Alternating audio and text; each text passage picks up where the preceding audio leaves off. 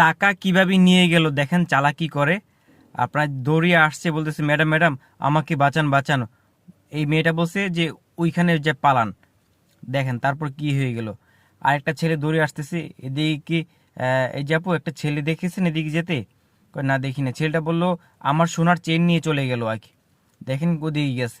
এখন দেখেন মেয়েটার কত লোভ। দেখেন ছেলেটা বের হয়েছে, থ্যাংক ইউ বলছে আপনাকে। বলছে ব্যাগটা আমাকে দে। ব্যাগটা তুই কি একলাই নিবি? আমাকে দে, এটার ভিতরে চেইন আছে।